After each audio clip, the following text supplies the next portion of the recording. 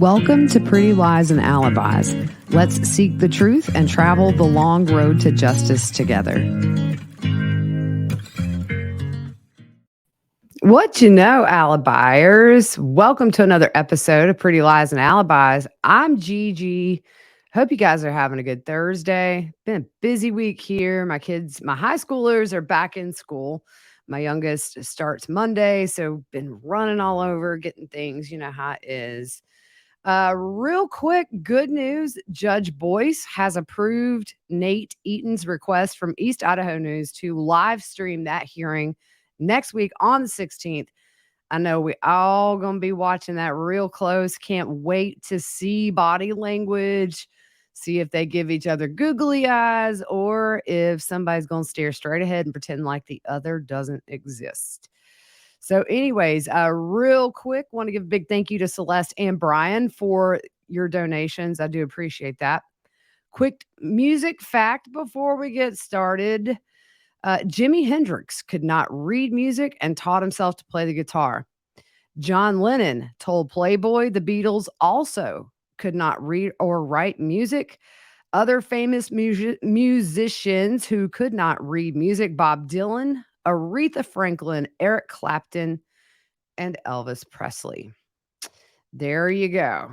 See, you don't have to read music to be amazing at what you do.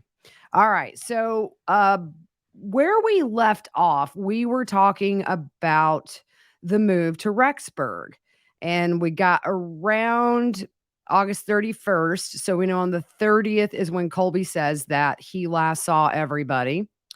And then if you remember, the last thing we talked about was Alex saying that Zulema asked how the move was. Alex said, pretty good considering the dark portal we brought with us. And Alex said, Tylee, can you call a tornado for a single person? Zulema says, maybe an inner tornado. Alex says, inner is good. Zulema says, I think you guys will be led to deal with the dark one when it's time.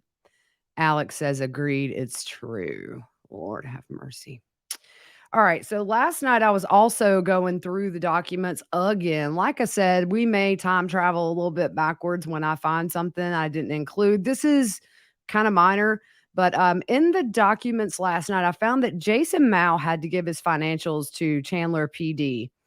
And it seems like August the 3rd and the 4th, he was in Rexburg.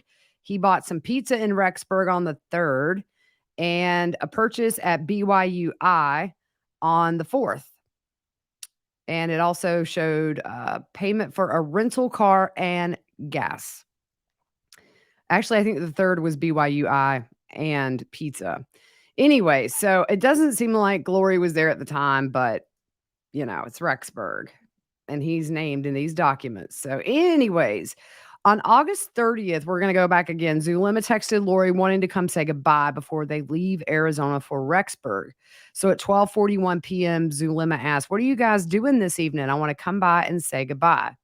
Lori says, please do. I should be home packing up. And Zulema says, I will come straight from work, asked if she wants her to grab something to eat. Lori doesn't respond to this until 6:52 p.m. She said she's just leaving Alex's house and should be home in 45 minutes. And she asked Zulema, is she already on her way? Zulema said, 10 minutes, I will be. Lori says she's picking up JJ and then she will be home. So regarding the move to Rexburg, Melanie Gibb told Nate Eaton from East Idaho News that Lori didn't decide until August that she was going to make that move to Idaho. Because at first she thought Chad would come to be with her in Arizona. And then she told Gibb, I changed my plans. I'm supposed to be up there. He says, I'm supposed to be up there, but I need to get my own answer. Gibb said she really didn't want to go there at first. And then she said, I was told, yes, I need to go. And she needed to be there by a certain time. So that's when Lori made her mind up to go. She said, I'm like, isn't that going to be awkward? She was uncomfortable with it. And Lori believed that Tammy was going to pass away, though, before she got up there. And that didn't happen. She said, and then Gibb said, maybe she'll see you guys together. You know, because you're moving all up there on her husband. So Gibb also told Dateline she gave other people a story that she was going to get a job there. But her and I both knew it wasn't about a job. It was about her connecting with Chad and living up there and being a part of their mission. They didn't want anybody to stop them from being together. Nate, going back to the interview with Nate, he asked, how was Tammy going to die? And Gibbs said, I heard a few times, maybe through a car accident or something like that. Then in May of 2020, Colby was on Dateline. Also, Kay and Larry were on that episode. And Colby said, every time I did reach out, hey, Ty, I love you, it'd be like, hey, love you, super busy. Or Lori would say, that Tylee was busy. And then Colby would text his mom, is Tylee okay? And Lori would say the same thing, that she was super busy. At the same time, Kay and Larry are trying to get in touch with JJ and Lori. And Larry said, we called Lori so many times. Kay said, I emailed her, texted her, left voicemails, everything. She said, please, whatever. They just want to see JJ. So in an interview with Fox 13 Salt Lake City, a neighbor of Lori's gave an interview to them. So the first week of September 2019, Tylee was seen by this neighbor who helped Lori and Alex move into their townhomes. The neighbors said they helped him move in a few weeks before school started. And the neighbor only met Tylee that one time and never saw her again. Lori told the neighbor that Tylee had moved there to attend college, as she was telling everybody, including, I think, Tylee. According to a report on KSL 5 TV, Lori didn't inform the neighbors that JJ had autism and told at least two neighbors that JJ was her niece's drug baby after she was confronted by those neighbors about JJ's behavior and his lack of supervision. And you have to consider, we know she wasn't medicating him. They had found that bottle with some pills left. I believe maybe the last time that was filled was way back in January. And I'm going to tell you, if you've been around a child with autism who has not had their medication, it can be night and day in their behaviors. They can be just more emotional. They can be aggressive. It's just super important for kids that are on medications for autism that it's consistently given, because it, helps calm down some behaviors that without the medication, clearly the neighbor saw. So on September the 2nd, at this point, they are in Rexburg. I want to throw up on YouTube some pictures of the inside of the actual apartment that Lori lived in. This is unit 175 at 565 Pioneer Road. It'll come in later about the cabinets here. When Melanie Gibb and David Warwick come into town, the last time JJ was seen, other than Lori and Alex, was by Melanie and David the night he was murdered. So anyways, you can just see it's just a, kind of a nice little apartment. And but these cabinets, allegedly, according to Lori, JJ climbed up on them. Don't see how that happened. So that's the inside of the apartment that they lived in Rexburg. So September 2nd, Lori texts Zulema at 7:02 at night. Hope you're doing good, little girl. I'm missing you. We got here last night, working nonstop to set up here. You are awesome.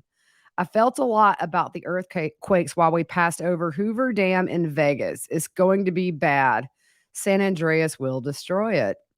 Listen, before I read Zulema's text, can I just say Zulema's like that one friend you dread texting because she's always going to have some ailment. Like, she was the biggest hypochondriac, because pretty much every text to Chad was like, I got a buzzing in my ear. I was throwing up.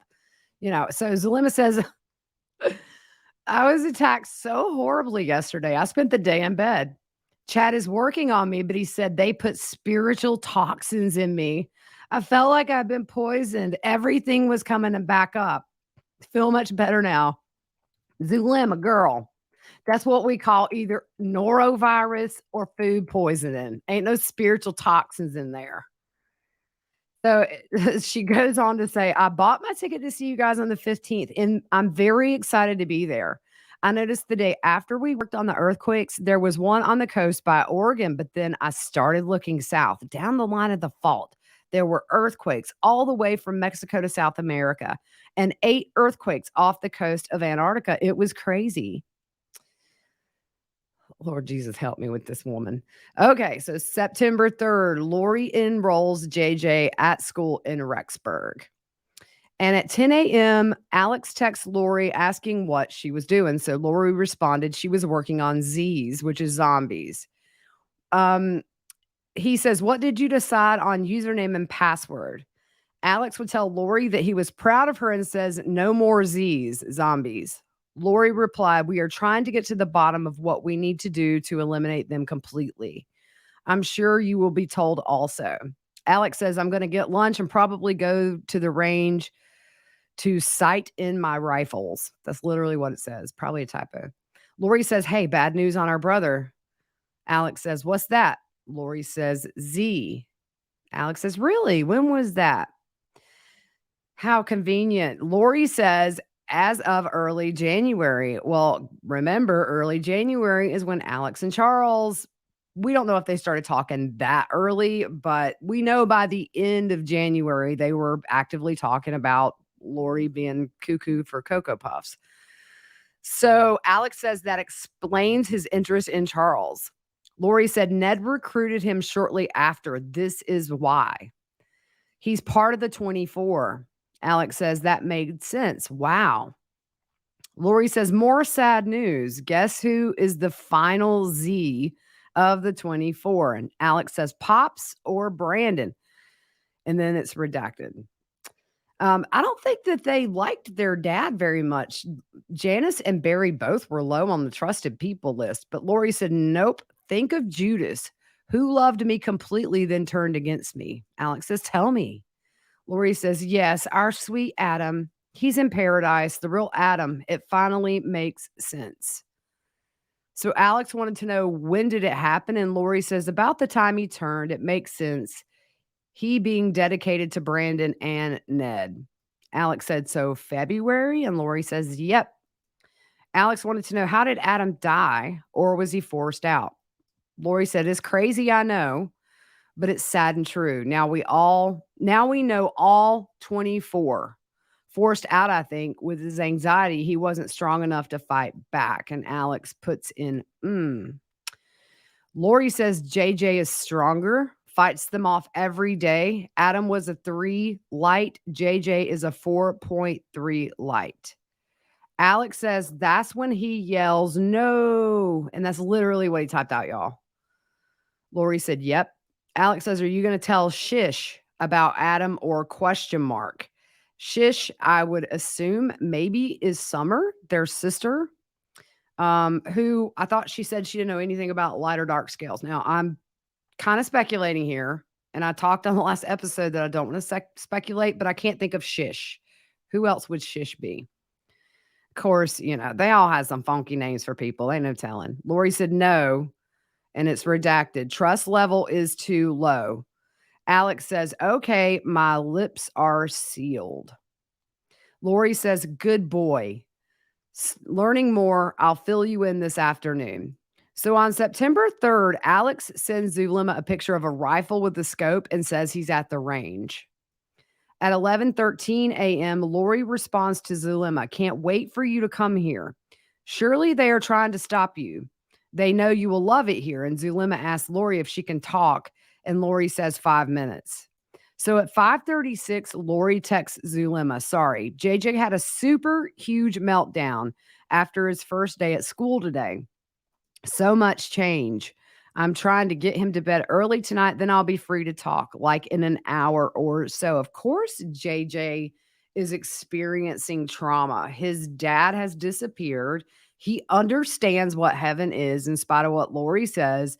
She has uprooted him from the school that he is comfortable at, his friends, his cousins, to a place where he knows nobody. And at this point, Tylee's still around, but unfortunately not for long. This whole situation is a perfect storm for any child with autism, hands down. Zulema said, "At the temple today, I went to work on the earthquakes. And as soon as I said I'm an angel of light and I traveled to, light showed up.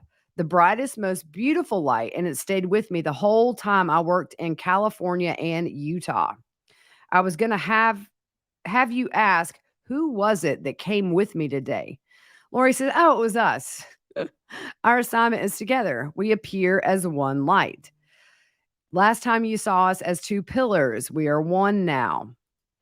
Brighter than ever. Let's talk today when you have a chance. Yesterday was a crazy day.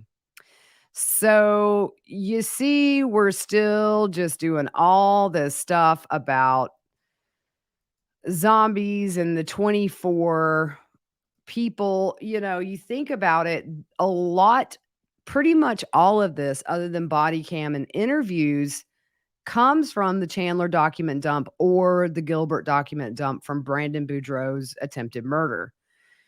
What Rexburg must have for trial has to be bad. And I don't know that we're all ready to hear exactly what happened once they moved to Rexburg. But at the same time, to know what happened will enlighten us a lot in good ways and bad. So September 5th, Lori withdraws JJ from school in Arizona, and she emailed staff this. Since the circumstances in our lives have changed drastically since my husband passed away last month, I've been offered a job out of state and have to accept it. We have to move quickly since the job started ASAP. So I'm sad to inform you that Joshua won't be returning this year. You have been so great to get him in this year, and his DDD funding and scholarship have just all finally been settled. I really appreciate all you have done for JJ. I will continue to recommend life to all of our friends like I did with, and it's redacted. We're going to do our best to adjust to our new life. Please let me know what you need me to do to withdraw him. You can email me a withdrawal form or whatever needs to happen. Thank you again, Life Academy. We really loved our time with you. I bet these poor teachers are so traumatized with all this. You really do bond with your students, especially special needs students. You kind of feel like they're your babies. So ultimately, they couldn't get Lori to follow the formal process with signatures, and they never got a records request from his new school, and they said that was not normal. Now, we know that JJ eventually will be pulled out in a few weeks, or he just doesn't show back up. September 5th, staff from JJ school emails Lori and wishes her the best and asks for her to confirm his last day. Lori responds the Friday before Labor Day, which would have been September 4th. So September 6th, Alex is at Chad's property. And this was from 12:41 to 12:53 p.m. And it looks from the pings he was in and around the house, but not in the areas where the kids' bodies were eventually found. This is interesting to me because this is a couple of days before Tylee's murder. And you have to wonder, what were they doing over there? 12:41 to 12:43. We know Tammy had a job to support his little broke butt. So it might have been a time where it was just him there and they could start planning. I would not be surprised if we don't find that out. So Tylee and JJ are seen playing with toys after a rain, and a neighbor took pictures of this, saying that they thought it was really odd since they dumped a lot of plush toys in a rain puddle. If you're on YouTube, I'm going to credit KSL5 TV for this. There is a photo. It's very blurry. JJ is in the green, bent down, playing with the toys. Tylee is standing up in the black pants and gray shirt. This must be a neighborhood kid. But there was a text exchange between neighbors or something, maybe a spouse. I don't know. But it says, what's going on out there? And the reply was, the new kid brought a laundry basket full of toys, mostly like stuffed animal plushie types, and dumped them all in the massive puddle in the corner of the grass. So, I mean, that's no harm there if he was having fun. And you do see Tylee is out there playing with him. Otherwise, nobody would have been watching this poor boy. And he's a runner. That's the other thing, too, is it comes in later. But so September 7th, excuse me, according to a friend, this was the last day Tylee posted on her Instagram. This kid was interviewed by investigators. So on the same day, Tammy Daybell volunteers at Rexburg Rescue Run. Lori logs onto JJ's old school app. She always logs into that around important times. This is a day before Tylee's last seen. So Lori logs on to JJ's. Oh, yeah, we just did that. Sorry, y'all. Lori does a podcast on this day, which is the 7th, with Melanie Gibb, to feel the fire. What is a baptism of fire? The description says, following up on their first Feel the Fire podcast, Melanie and Lori share what their baptism of fire was like with insightful references that an ancient wise man Nephi spoke about. How did it help Melanie in her own life with a special needs son, with feeling like she didn't know how to navigate her challenges, and what it took for her to experience that clean feeling in her heart? Lori is so descriptive with ways that fire can feel to all of us and how it has manifested in her life. She speaks from great conviction and experience that we can all learn from. I think that fire she was referring to was that loin fire, y'all. So a family member finds out from a coworker who lived nearby that Colby had been driving Alex's truck for about a month. I believe it was Alex's truck. Was it Charles's? We'll double check on that, y'all. JJ told a neighbor's kid that him and Tylee would be leaving soon. JJ said he was going to his grandmother's house, and the kid's dad didn't think much of it since school would be starting soon. Also, he was told that Tylee would be going to BYUI. Local News 8 reported that Alex lived with Lori for about a week before actually renting his own apartment. So September 8th, here we go. Man, I always dreaded doing Charles's murder, and then here we go with these poor babies. Chad Googles south-southwest wind direction and visited a website. What is the definition of south-southwest wind direction? The same day, Chad and Tammy signed paperwork increasing the amount of her life insurance policy to the maximum amount allowed. We know too that that Summer, in a couple episodes ago, said that Tylee had to have been killed first because she would have never allowed anybody to hurt JJ. And it's really weird to think. I mean, there are reasons, obviously, that we can throw around. One being she knew too much about Charles. Maybe at this point, it's like Tylee was sassy. Did she threaten to tell what she knew? Were they just in the way? I mean, it's maybe we'll never know, but yeah. Okay. So on September 8th, regarding the GPS on the phones, Lieutenant Ron Ball said in his affidavit of probable cause that phones can be pinged within 6 meters of the actual location. Super accurate stuff. So on the 8th, Tylee is last seen in Yellowstone National Park. Her phone pings there at 1:09 p.m. And this is also where her photo is taking hugging JJ with Alex beside them. I have those photos here. I'm going to add these to the stream on YouTube. The photo was taken at 2:49 p.m. local time. Lori is also in a selfie with JJ. Investigators note they were seen entering Yellowstone in Alex's Ford F-150. There are some photographs of them at the entrance by cameras. And ultimately, this is the last known sighting of Tylee. JJ was seen running back and forth in and out of the frame in front of Old Faithful. And actually, before the kids were ever found, when they asked people at Yellowstone to look through pictures and videos to see if they maybe by chance captured Tylee on camera, we found kind of a archive of Yellowstone footage, and you could see JJ running, and he was in that little green top. We're pretty sure we saw him running back and forth several times. It was blurry, nothing close. So at some point, Alex texts Zulema and says they're at Yellowstone with the kids. And investigators note this is the last time both kids are mentioned in texts between Zulema and Alex. Now, up on the right, if you're looking on YouTube, I've always wondered if you guys can zoom in, who is Alex looking at eye level? Now, I'm sure there's a chance that it was just a fellow park goer that he was talking to, but If you look, he's looking straight at somebody and kind of smiling. Alex was around 6'1", 6'1", according to his autopsy. Chad, maybe like 6'1", 6'2". That would be in his height. Lori, 5'5", 5'6". But anyways, I've always thought that was interesting. Looks like he's definitely talking to somebody.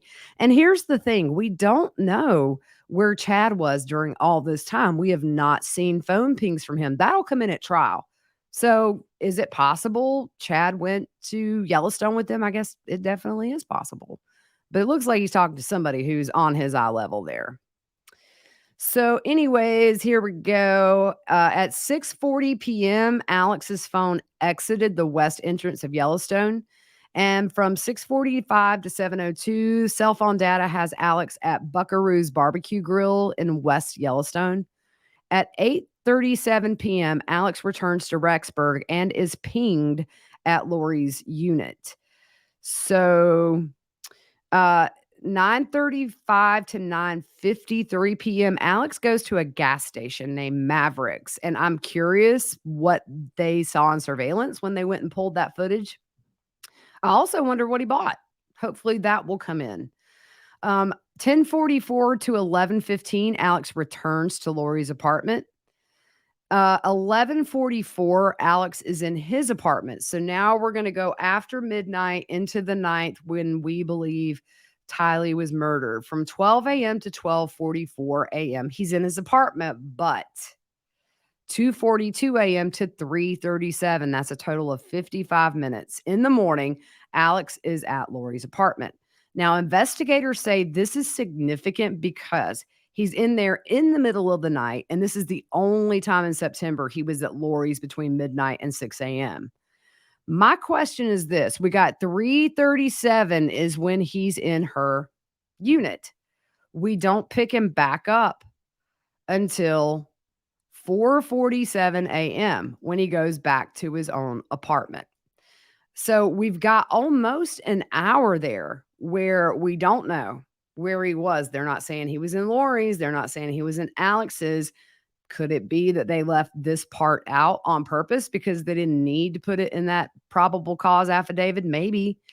So much we're going to learn at trial. Also, I want to know where Chad and Lori's phone pings were during these overnight hours. We just don't know yet.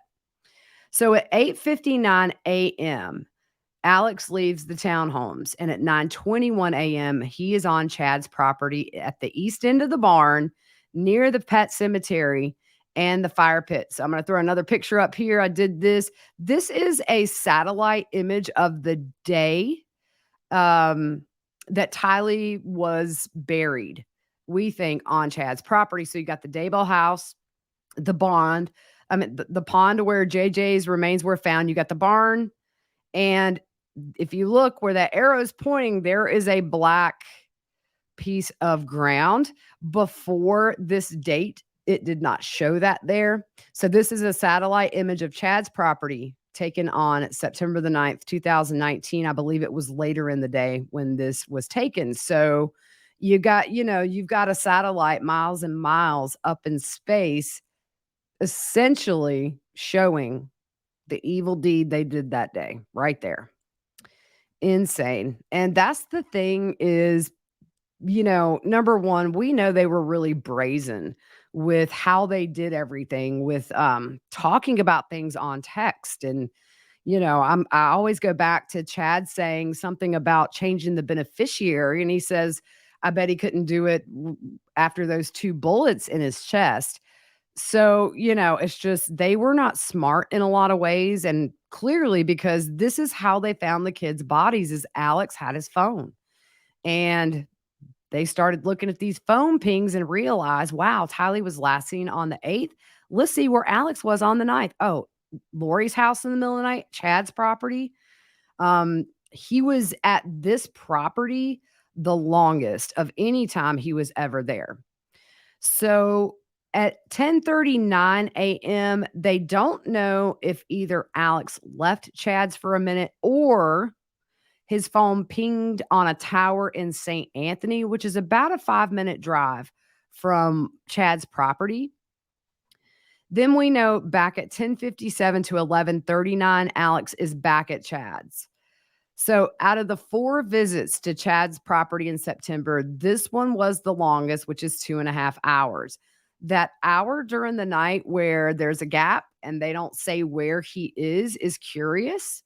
Um, but here's the thing, and it's not pleasant, and trigger warning, because we're going to talk about how Tylee was found. We know she was dismembered. We know she was burned. So at some point that had to take place, and I can't imagine it took place in those townhomes. Um, I really just think it was on Chad's property somehow. Maybe he took her there in the middle of the night when that hour is just missing. Who knows? So, after you do all these foul things to your niece, I guess it makes you hungry, because at 11:52 to 12:02, Alex's phone pings at the Del Taco in Rexburg. The rest of the day, it seems like he stays at his apartment. So on the day Tylee was buried, on June 1st, 2020, investigators found this text between Chad and Tammy that was sent uh, by Chad to Tammy. "Well, I've had an interesting morning. I felt like I should burn all the limb debris by the fire pit before it got too soaked by the upcoming storms. While I did so, I spotted a big raccoon along the fence. I hurried and got my gun and lost my place. And he was still walking along. I got close enough that one shot did the trick. He is now in our pet cemetery. Fun times." So at 11, Tammy doesn't respond, either because she knows her husband's having an affair, or, she's working because he's not. At 11:56, Chad texts Tammy again, "Gonna shower now and then go right for a while at BYU. Love you." 2:47 p.m., Tammy responds to Chad, "Good for you." I always like that response. It's not like, "Wow, interesting, more good for you. Good for you." 2:48, Chad says, "I'm back home now." So in the report, investigators note that text is super suspicious because normally raccoons are nocturnal. They note that a neighbor of Chad's, whose names are Matt and I think it's Regan, that Chad's son Garth told him in mid-July of 2019 that Chad shot a raccoon out of a tree during the day in response to a question about them hearing a gunshot. So we're going to end there. We're going to kind of make this a little bit of a shorter one, because I feel like this involving Tylee deserves its own episode, and we will do the same for JJ leading up. So you see, they weren't smart about anything, and I'm glad they weren't, because it took a very long time to find those kids. And then you think back, we've seen footage of Kay and Larry at that property. They passed by there and there's snow on the ground, and you're just thinking the kids are right there. Eventually, before the kids' bodies are found, there is a search warrant for Chad's house in January. The kids are there. I wonder at what point, like officially last year, they put this together. I think it was probably April or May is what I'm guessing, just because I'll have to go back. In the report, it says that somebody from the FBI had asked somebody to kind of pinpoint all the times that Alex was over at Chad's, and then it maybe went from there. Eventually, we find out that Tammy's sister comes in and helps authorities figure out things, and I thought that was poetic, because ultimately she did help investigators locate the pet cemetery where, unfortunately, they found Tylee's remains. So anyways, all right, guys, I'll be back tomorrow for an end of the week episode. We're plowing through this timeline. And all right, I really hope you guys have a good evening. We'll see you soon.